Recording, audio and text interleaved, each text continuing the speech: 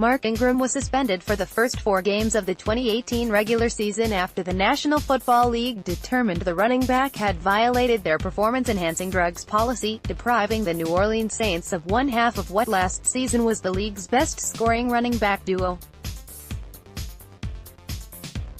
Not only would Ingram's absence cost a great deal to the Saints' chances to repeat as NFC South champions and as the NFL's most productive backfield, but the suspension will also have a great personal financial cost to the player himself.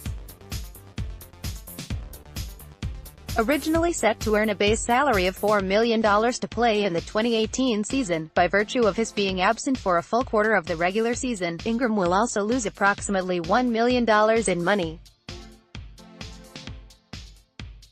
According to Spotric's calculations, the entire amount runs up to $1.27 million when counting for salary and bonuses. The contract analysis website also came to the conclusion that the Saints would leave behind $2.145 million and clear upwards of $4.1 million of cap space if they elected to release the veteran. That may be so, but it stands to reason that the team is not even considering letting go one of their best players who is still in his prime, even despite the presence of Alvin Kamara. Ingram is entering the final year of his existing contract, and he's looking for a new one.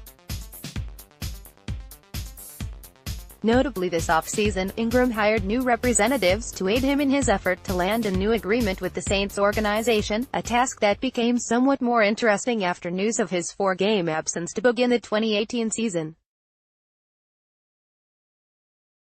Still, despite Ingram's forthcoming suspension and the consequent damper it will have on his production, and hence a theoretical obstacle to his bargaining power when it comes time to craft a new agreement with the team, the player is in a position of overall strength. Ingram has played his best football over the past 2 seasons, rushing for 1,043 yards 2 years ago and 1,124 yards this past season as half of the NFL's best-scoring backfield. Moreover, he's been relatively less beaten up during his 7 years in football, thanks to his comparatively limited use as the Saints' primary back early in his career.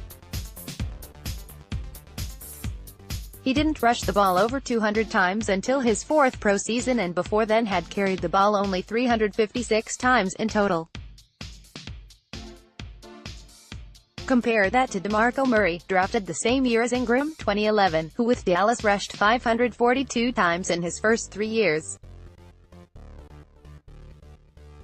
Murray has 1,604 career carries compared to Ingram's 1,183.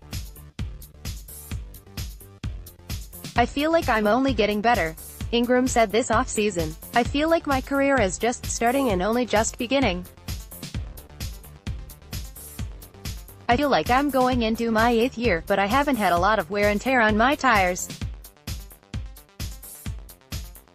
You can go to guys with only 4 or 5 years that have more carries and more wear on their tires than me. So I'm just going to continue to keep grinding and improving and get better. I feel like my best football is still ahead of me."